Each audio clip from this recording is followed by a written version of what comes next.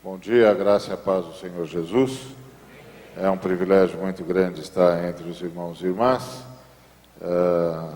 Se o Senhor Deus nos permitir, estaremos aqui conversando sobre Jesus a partir dos seus milagres. E vamos começar hoje conversando sobre as bodas de Caná.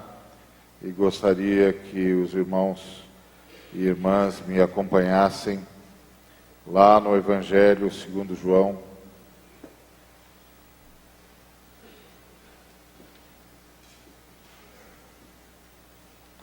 no capítulo de número 2. Nós vamos ler a partir do verso de número 1.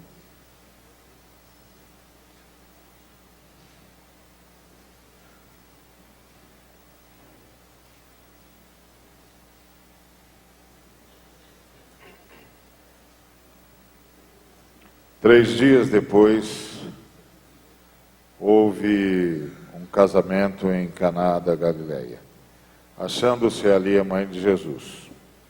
Jesus também foi convidado com seus discípulos para o casamento.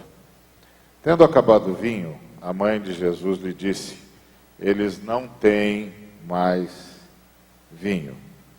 Mas Jesus lhe disse: mulher, que tenho eu contigo? Ainda não é chegada a minha hora. Então ela falou aos serventes: fazei tudo o que ele vos disser. Estavam ali 6 talhas de pedra que os judeus usavam para as purificações, e cada uma levava 2 ou 3 metretas. Jesus lhes disse: enchei de água as talhas. Eles as encheram totalmente. Então lhes determinou: tirai agora e levai ao mestre-sala. Eles o fizeram. Tendo o mestre-sala provado a água transformada em vinho, não sabendo de onde viera, se bem que o sabiam os serventes que haviam tirado a água, chamou o noivo e lhe disse: todos costumam pôr primeiro o bom vinho, e quando já beberam fartamente, servem o inferior. Tu, porém, guardaste o bom vinho até agora. Com este, deu Jesus princípio a seus sinais em Caná da Galileia. Manifestou a sua glória, e os seus discípulos creram nele. Muito bem, esse é um texto bastante conhecido, o primeiro milagre de Jesus, o primeiro milagre registrado de Jesus. E aqui nesse texto nós podemos aprender um pouco sobre o nosso Senhor, sobre a sua atuação em nossas vidas e sobre a chegada do seu reino. Como vocês sabem, os milagres de Jesus, entre outras coisas, além de, obviamente, abençoar os beneficiados, eram sinais da chegada do reino de Deus entre nós. E também falavam de Cristo, de sua natureza, de sua missão, de sua prática e principalmente da sua ação entre e a favor dos seres humanos.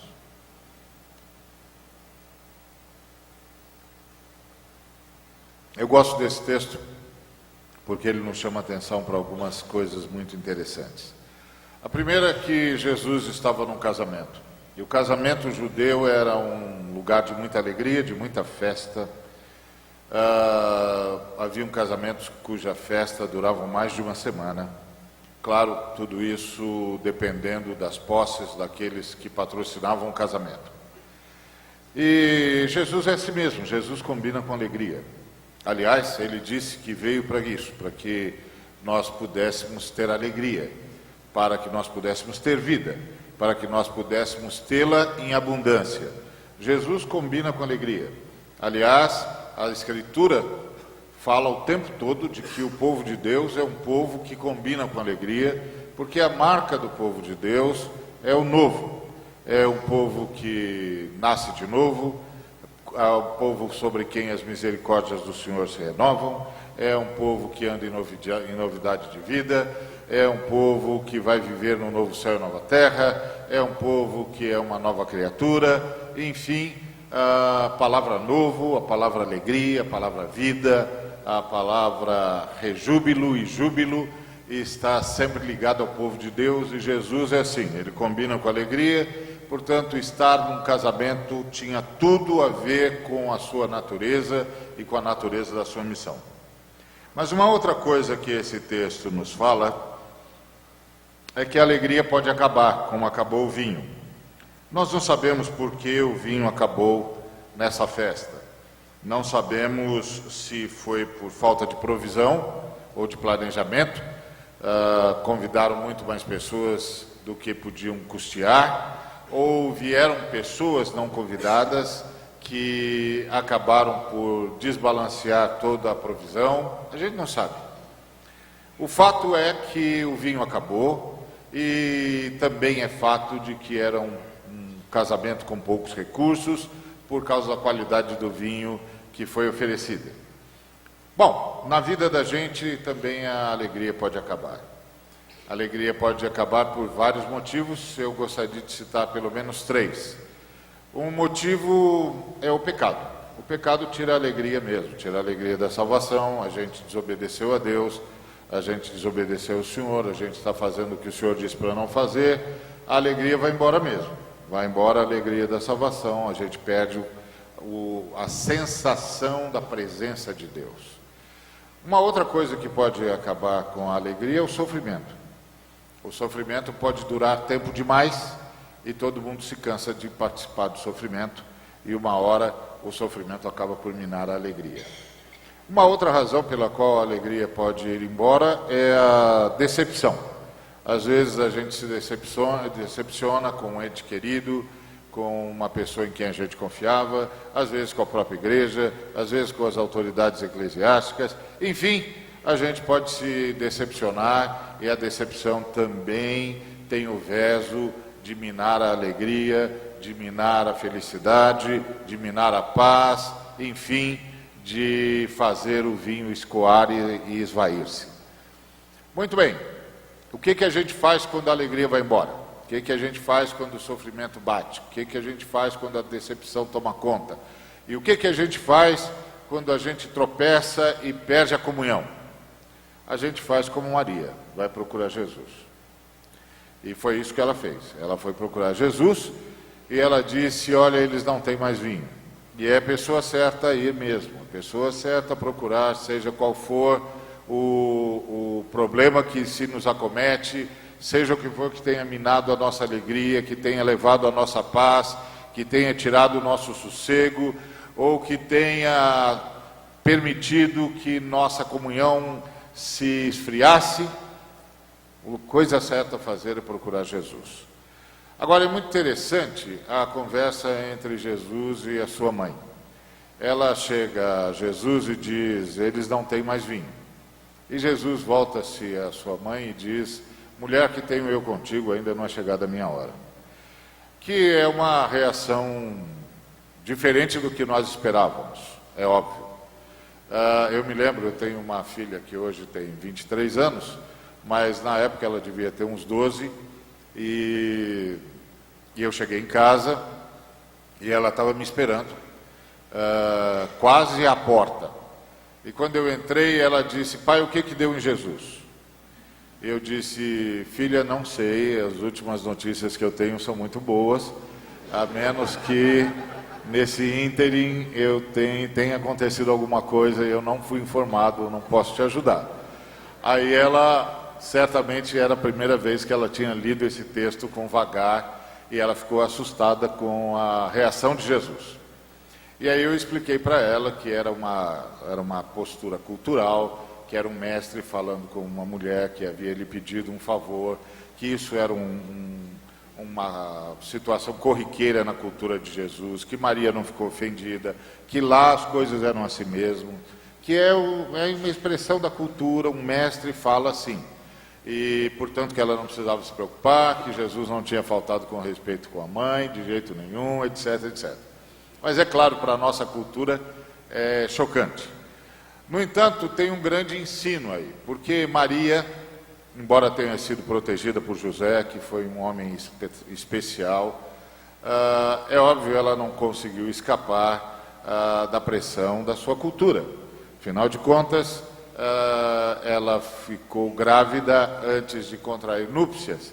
E se hoje isso já daria o que falar, imagina o que aconteceu na pequena aldeia de Nazaré, lá no cantão de Israel. Então, por mais que ela tenha sido muito protegida por José, e foi mesmo, ela teve de conviver com isso, teve de conviver com a sua cultura, teve de conviver com as conversas, com os olhares esguios, enfim, era a sua cultura. E agora eles estão lá no casamento, toda a família está lá, todos os vizinhos estão lá, todos os amigos estão lá, e é o grande momento de deixar claro para todos que o filho dela é um menino especial, como ela sempre dissera que ele era. E aí ela vai falar com ele e ele diz: olha, não é chegada a minha hora, eu não recebi ainda orientação para me manifestar. E, claro, com isso ele estava dizendo algo que todos nós precisamos aprender, que é: todo mundo que se envolve com Deus paga algum preço. Não tem jeito. No mínimo paga o preço de ser diferente. Ou seja, há um sofrimento inevitável quando a gente se une a Deus. Quando você escolhe a luz ao invés das trevas, o amor ao invés do ódio, a vida ao invés da morte, você vai pagar um preço. No mínimo, você vai pagar o preço de ser diferente e, em muitos casos, a sua diferença vai incomodar alguém. E pronto, incomodou, está incomodado, você vai ter de arcar com aquele custo. Esse custo é inevitável, e é irretorquível e é incontornável. Faz parte da nossa decisão, faz parte de pertencermos agora a Deus. E é isso que Jesus está comunicando à sua mãe, que esse era o preço que ela pagava, e ele também pagaria um, e nenhum podia pagar o preço um do outro. Cada um daria a sua contribuição nessa luta de Deus para salvar a humanidade. Então, isso é uma coisa que a gente precisa saber. Não importa qual seja o motivo que tenha tirado de nós a alegria, a gente deve ir a Jesus. Mas a gente deve saber que ir a Jesus significa submeter-se a certas condições.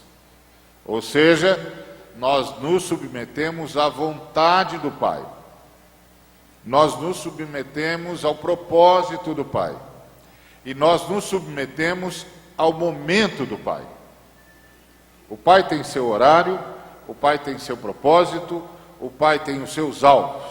E nós nos submetemos a Ele. Então, ir a Jesus sempre significa ir sob essa condição. Vou a Jesus, vou buscá-lo, vou dizer-lhe tudo que vai no meu coração, vou pedir-lhe socorro. Ele vai fazer algo em meu favor, mas eu sei que há condições pré-estabelecidas no nosso relacionamento. E a principal delas é: seja feita a vontade do Pai. Jesus não fará nada contrário ou que contrarie a vontade do Pai. Então essa é uma condição prévia. Outra coisa, a sofrimento inevitável. Não adianta eu pedir para o Senhor me livrar de um sofrimento que tem a ver com o fato de que, porque sou cristão, sou obrigado a tomar posições que vão me causar desconforto. Vai ser sempre assim mesmo, meu filho. Vai ser sempre assim mesmo. Você é cristão, há coisas para as quais você vai ter de dizer não mesmo. E você dirá. E isso vai incomodar muita gente. Não tem problema, é assim mesmo. Você vai ter de dizer, é parte da sua profissão de fé. Não, isso eu não faço, não, com isso não me envolvo, não, isso não precisa contar comigo, porque eu não estarei aqui, eu não farei isso, eu não vou participar. Claro, todo não tem um custo. Todo não tem um custo.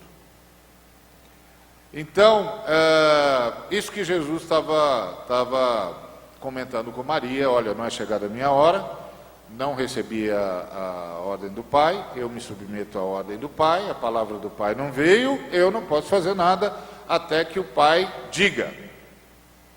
Ou seja, em termos de me manifestar. Eu não posso me manifestar ainda, porque eu ainda não recebi a palavra do Pai. Aí, Maria tem a reação mais esquisita do mundo.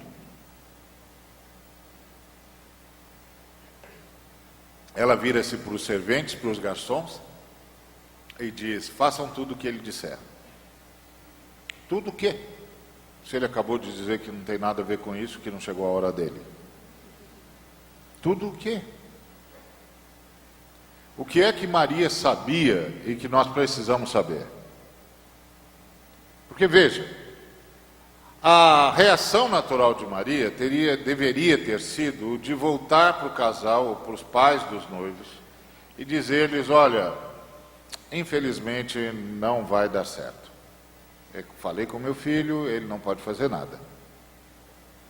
E vamos esvaziar a festa, eu ajudo. A gente vai saindo, vai esvaziando a festa e pronto. Mas não, ela vira-se para os serventes e diz: façam tudo o que ele vos disser. Mas tudo o que? Ele acabou de dizer que não tinha nada a ver com isso. O que é que Maria sabia e que eu e você precisamos saber? Que Jesus não conta só com a lei, ele conta com a graça e com a misericórdia. E que onde a lei para, a graça e a misericórdia continuam. Por isso vale a pena ir a Jesus. Porque mesmo que no primeiro momento ele tenha de chamar-nos a atenção para algumas verdades ou para algumas realidades, num segundo momento a graça e a misericórdia dele hão de nos socorrer. Porque ninguém vai a Jesus e volta sem uma bênção, uma palavra de paz, de consolo e de esperança. Vale a pena ir a Jesus. Vale a pena ir a Jesus, porque a graça e a misericórdia de Jesus não são interrompidas jamais. Bom, Maria estava certa, porque Jesus de fato deu uma instrução para os garçons.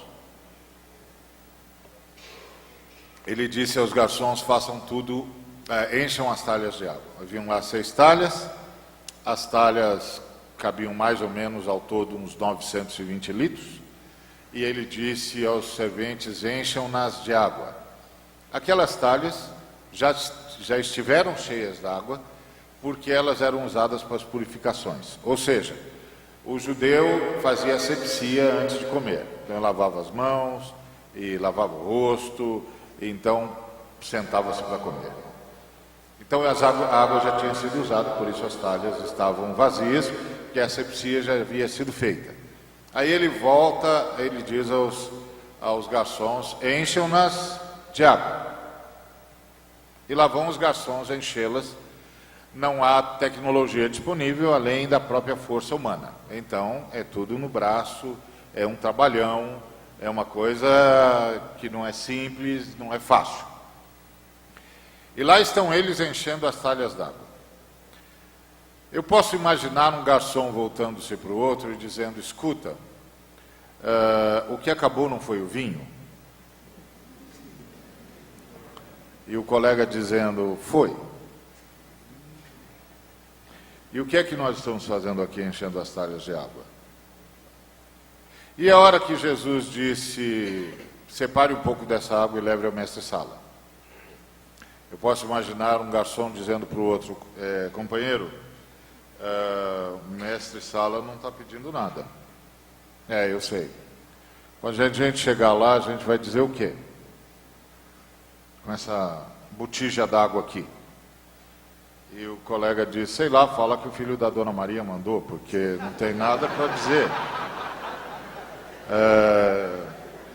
O filho da Dona Maria mandou trazer para você.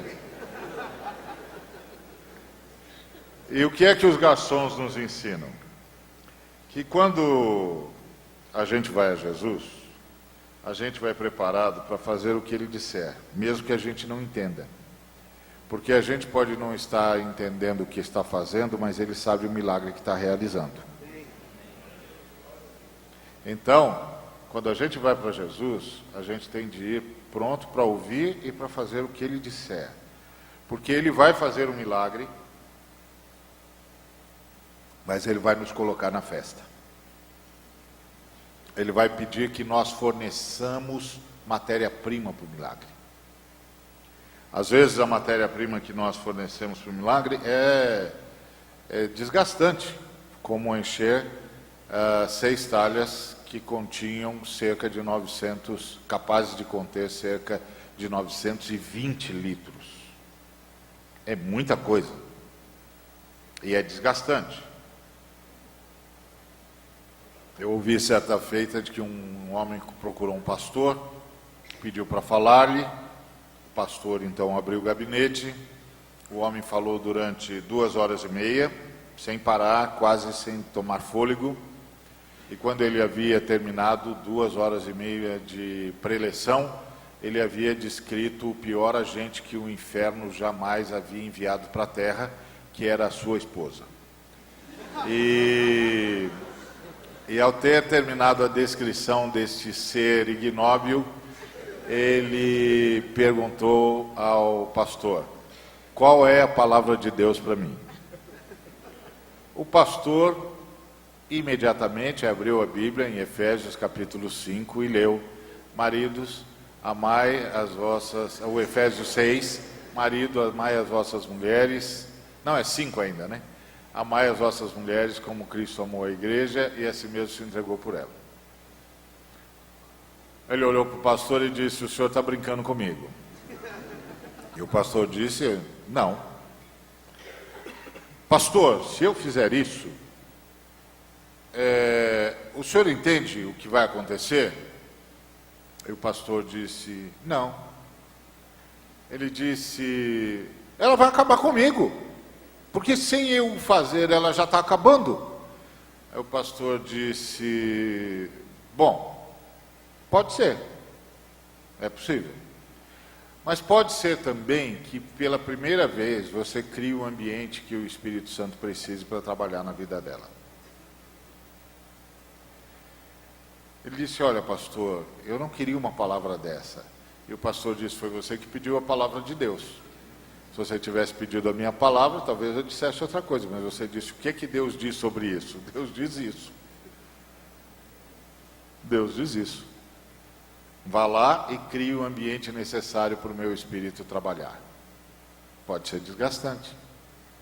Mas a gente tem de aprender como os garçons aprenderam, ou ensinaram. Às vezes a gente não sabe por que está fazendo, mas Deus, Jesus, sabe por que estamos fazendo, porque Ele sabe que milagre está realizando. É nessa confiança que a gente tem de ir quando vai ao Senhor. Às vezes o Senhor vai dizer: perdoa. Às vezes o Senhor vai dizer: começa de novo. Às vezes o Senhor vai dizer: vai embora, mude daí, vá para outro lugar. Às vezes o Senhor vai dizer: retorne. E pode parecer desgastante, mas é o fornecimento de matéria-prima para o milagre, que é a nossa anuência e a nossa obediência ao ensino, à determinação e à orientação de Jesus. Vale a pena ir a Jesus, porque Jesus nos dirá o que fazer, mesmo que a gente não entenda num primeiro momento.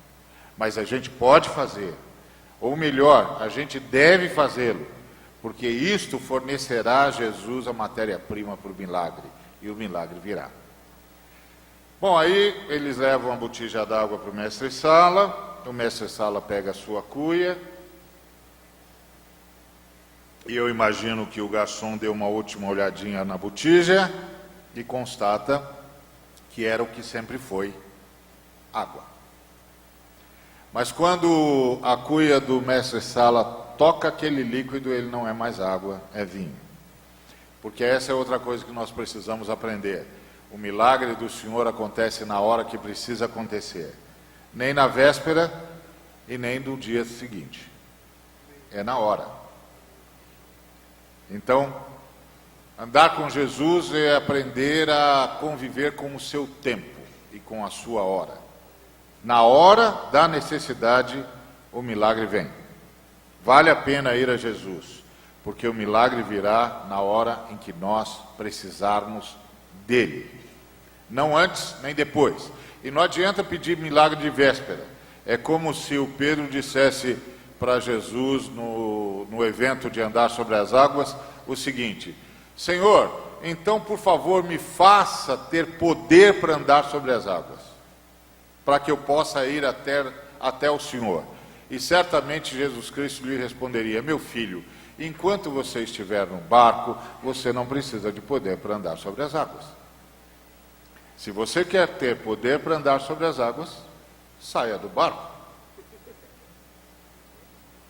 E eu o sustentarei.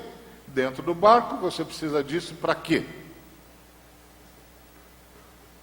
Então, quando a gente vai a Jesus, a gente vai pronto para obedecê-lo, na certeza de que Ele vai nos dizer o que fazer para que Ele tenha matéria-prima para o milagre que quer realizar. A outra coisa interessante nesse texto é que o vinho que Jesus fez foi extraordinário. Extraordinário. O mestre Sala ficou surpreso e muito bem surpreso. Eu me lembro que uma vez uma senhora veio de Israel e trouxe um vinho para mim. E eu disse: vou provar sim, minha senhora, não tem nenhum problema. Aí ela abriu, me deu um cálice, aí eu tomei o cálice, devolvi-lhe o cálice e disse: minha senhora, a senhora acabou de me ajudar a compreender um trecho das Escrituras. E ela disse: é mesmo? Eu falei: exato. Ela falou: qual? O das bodas de Caná. Ela disse: é mesmo, pastor? Eu falei: exato. Mas qual a compreensão que o senhor chegou? Eu falei: olha, minha irmã, ao tomar desse vinho eu entendi porque que Jesus fazia questão de fazer o vinho dele mesmo. Porque olha, realmente,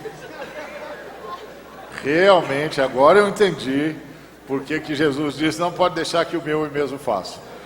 Porque, olha, impressionante, minha senhora. Não quero ser um ingrato, não. É apenas uma leve consideração acerca da qualidade do vinho. Mas mesmo assim, muito obrigado pela sua boa vontade em me trazer. Mas obrigado também por me dar essa lição profunda das Escrituras. Então, quando Jesus faz, Ele faz muito melhor do que aquilo que a gente perdeu. Vale a pena ir a Jesus porque o consolo dele é muito mais profundo do que o sofrimento que nos atingiu. O perdão dele nos torna mais fortes do que éramos quando pecamos. E a alegria que ele nos devolve é mais profunda do que a que perdemos. E é em profusão. Vale a pena ir a Jesus. Porque o milagre dele é sempre superlativo. É sempre muito mais do que pensamos ou imaginamos. Vale a pena ir a Jesus. Não importa qual seja a situação, qual seja a dor, qual seja a decepção, qual seja a mágoa. Vá a Jesus. Porque Jesus, de fato, é o único caminho. O único caminho e a única fonte de vida e de restauração. Vale a pena ir a Jesus. A outra coisa interessante que eu acho nesse texto é que Jesus não expôs os noivos. Ele poderia ter pedido aos garçons que enchessem as talhas d'água e depois ir até onde elas estavam, fazer uma oração e pronto, transformar a água em vinho. Mas aí ele teria exposto os noivos, teria exposto a sua pobreza, a sua carência e o seu vexame. Não. Jesus não veio para isso. Ele não veio para esmagar a cana quebrada, nem para apagar o pavio que já está morrendo. Não. Vale a pena ir a Jesus, porque Jesus não vai expor a gente. Jesus vai nos restaurar. Jesus vai nos perdoar. Jesus vai nos reerguer. Jesus vai infundir vida e vida em abundância. Vale a pena ir a Jesus, porque Jesus não tem nem curiosidade mórbida e nem prazer mórbido. Porque às vezes você vai atrás de um conselheiro e encontra um sujeito tomado de morbidez. E aí ele faz questão de expor, ele faz questão de dizer, ele faz questão de saber detalhes. É a morbidez humana. Jesus não padece desse mal. Vale a pena ir a Jesus, porque Jesus simplesmente vai restaurar. Simplesmente vai reacender o pavio que estava a morrer. Vale a pena ir a Jesus, porque Jesus não nos expõe, Jesus nos salva. Esse é um texto extraordinário. A outra coisa que eu acho impressionante nesse texto é que, naquela festa, qualquer convidado poderia faltar. Diante daquela crise, com o final do vinho, com o término do vinho antes do tempo, a falta de qualquer convidado não se faria sequer sentir. Porque a situação em si não teria como ser solucionada com a presença daquele qualquer outro convidado. Mas se Jesus tivesse faltado, aí sim, a ausência dele seria fatal. E aí a gente aprende com esse texto uma outra coisa impressionante. Enquanto Jesus for o convidado especial da nossa vida, a gente sempre pode começar de novo. Não importa o que aconteça conosco. Não importam os fracassos, não importam nem mesmo os pecados, não importam os tropeços, não importa. Enquanto Jesus for o convidado especial da minha e da sua vida, sempre é possível começar de novo.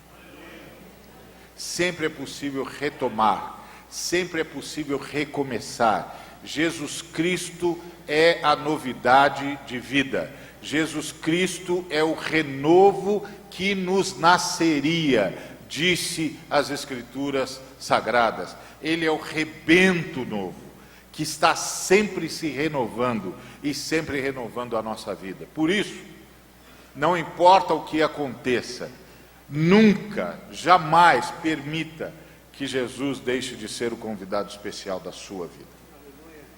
Porque enquanto ele for a pessoa mais importante na sua vida, na sua casa, na sua família, nos seus relacionamentos, tudo pode recomeçar. Tudo pode ser retomado. Quando a gente anda com Jesus, até quando a gente cai para frente. Porque Jesus nos faz retomar, nos faz recomeçar. Jesus é o renovo de Deus. Isso é extraordinário. Então, esse texto nos ensina muito sobre esse Jesus presente.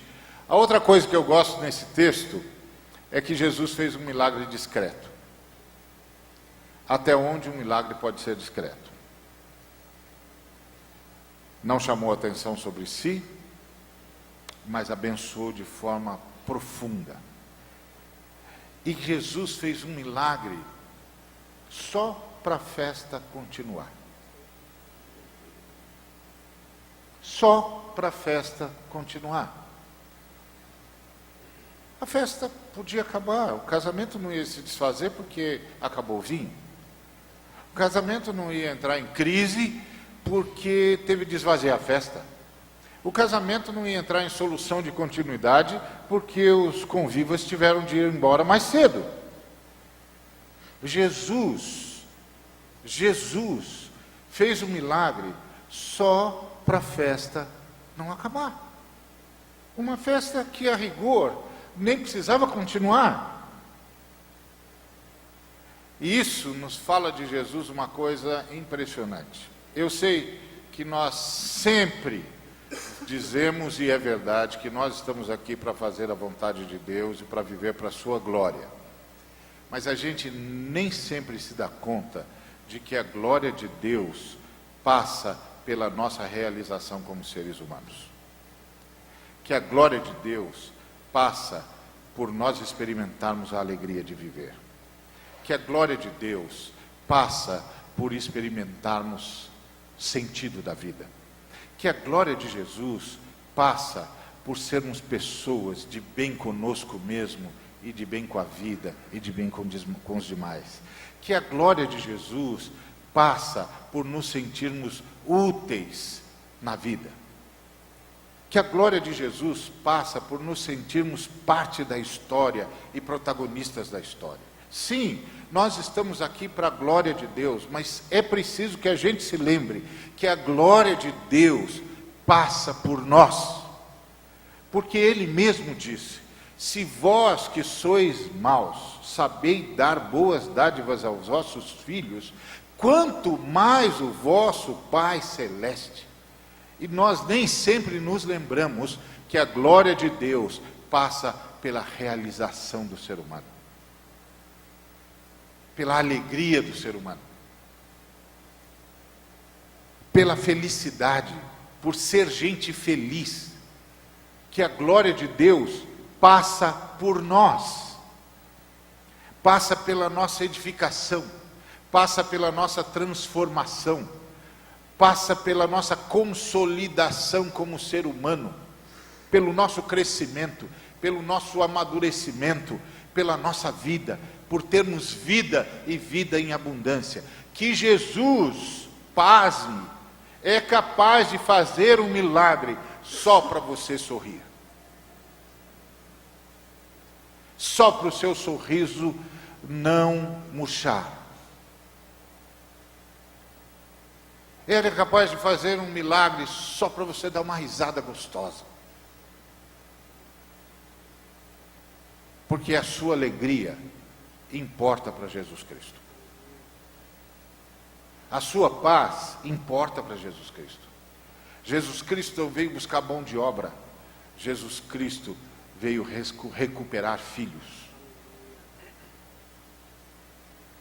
Jesus Cristo é o pai amoroso da parábola do filho pródigo, que sai correndo ao encontro do filho e não deixa o filho terminar de falar das suas mazelas, e já o abraça, e já o reveste, e já propõe-lhe uma festa. Nem sempre a gente se dá conta que a glória de Deus passa pela realização do ser humano como ser humano, porque foi Ele que nos fez para nos realizarmos plenamente. Maravilhoso andar com Jesus, vale a pena ir a Jesus. E finalmente, Maria foi também agraciada, porque certamente os garçons começaram a dizer, bem que a Dona Maria dizia que o filho dela é especial. Eu acho que nós ainda vamos ouvir muito sobre esse menino.